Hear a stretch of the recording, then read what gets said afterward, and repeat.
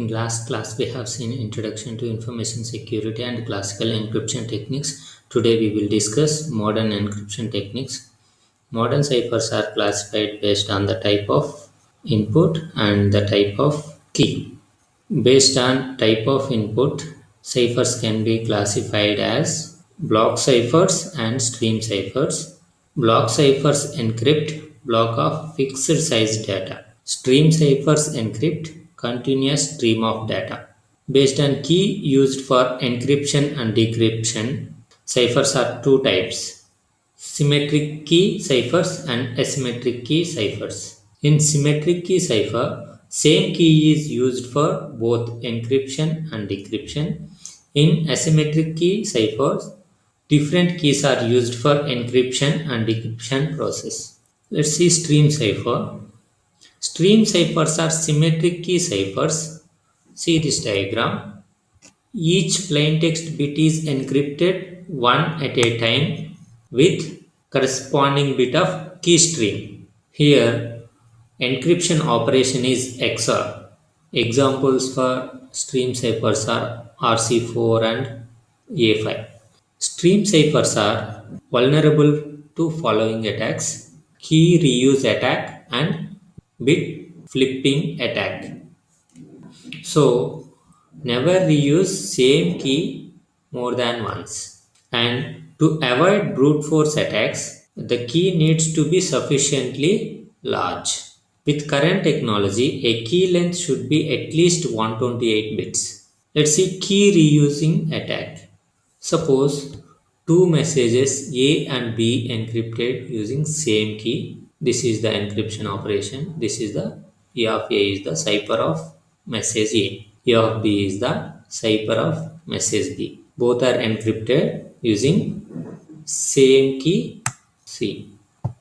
Suppose attacker has intercepted ciphertext E of A and E of B. He can easily compute XOR operation of two ciphers. If we rewrite that, cipher 1 will be A XOR C and cipher 2 will be B XOR C. XOR of both of these ciphers is, if we rewrite that, A XOR B XOR C, again XOR C. C XORed with same C, it will result 0. So, final result will be A XOR B. Even if neither messages is known, as long as both messages are in a natural language, it can be broken easily. Bit flipping attack. Suppose attacker knows the exact content of entire message or part of the message. He can alter the content of the message without knowing the key. For example, attacker knows 100 rupees is going to transfer through electronic transfer. So the actual ciphertext is key XORed with 1000 rupees. He can change that to, let's say, 9000 rupees by XORing that portion of the ciphertext with string 1000 XOR 9000. If we rewrite this, K XOR 1000 XOR 1000 again XOR 9000, 1000 XOR 1000 will result 0. So final ciphertext would be K XOR 9000. But actual ciphertext is K XOR 1000. Without knowing the key, attacker modified ciphertext to K XOR 9000. So he altered that message. This is called bit flipping attack. It can be prevented by including message authentication codes. Block cipher. Block cipher works on fixed length of blocks of bits. These are the block cipher algorithm: DES, AES, RC2, RC5, IDEA, Blowfish. See this diagram. Block cipher algorithm takes block of plain text and encrypt that by using key. Will produce ciphertext.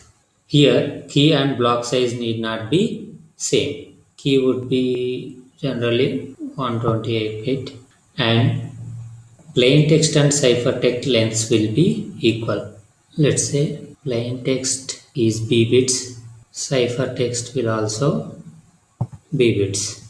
Let's see the classification of cryptographic algorithms as symmetric key algorithms and asymmetric key algorithms. If same key is used, then we call them symmetric key algorithms. If different key is used for encryption and decryption process, then we can call them asymmetric key algorithms. Classical encryption techniques or classical cryptography uses symmetric key algorithms. Okay, we already seen transposition ciphers, substitution cipher, and product ciphers. We already seen modern cryptography. We already seen modern ciphers. Those are stream ciphers and block ciphers. We will see this asymmetric key cryptography later. Block cipher modes of operation. Block cipher encrypt fixed size block of data. What if plain text is larger than block size of encryption algorithm? If encryption algorithm block size is suppose 64 bits, but we want to transfer some PDF file which is 10 MB, then how to transfer? The solution is block cipher modes of operation. For different applications, there are several modes of operations for block cipher. One is electronic codebook mode, cipher blockchaining mode, cipher feedback mode, output feedback mode, and counter mode. Each modes of operation has its advantages and disadvantages. Mode of operation will provide information security such as confidentiality and authentication. Electronic codebook mode. The simplest of all modes. The message is divided into blocks and each block is encrypted separately. See here, block 1, this is block 1, this is block 2 and block 3. Encrypted separately by using same key.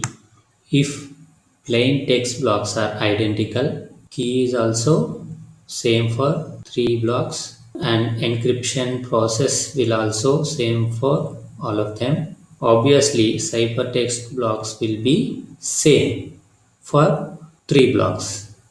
So, it does not hide data patterns well, which allows an attacker to learn some information about the encryption message based on solely on the ciphertext. ECB mode is not recommended for using cryptographic protocols, and advantage of this ECB mode is it can be run in parallel and so it is fast. Cipher blockchaining mode. Each block of plain text is XORed with previous block ciphertext before encrypted. So each ciphertext block depends on all plain text blocks previous to that. Same block of text with same key always produces same ciphertext. To avoid that, initialization vector must be used in the first block. This is the decryption process of CBC mode. Advantages of CBC mode are it works well for bulk data encryption. It provides authentication. Disadvantages are parallel encryption is not possible since every encryption requires previous cipher. It can be used as a building block for CBC MAC algorithm for authentication process. Sometimes we may need to operate on smaller units of data. For example, if you want to encrypt streaming data, in that you never had a block worth of data, it is possible to convert block cipher into stream cipher. A stream cipher eliminates the need to pad messages to be an integral number of blocks. If character stream is being transmitted, each character can be encrypted and transmitted immediately using character-oriented stream cipher. We can convert block cipher into stream cipher by using following modes: cipher feedback mode, output feedback mode, counter mode.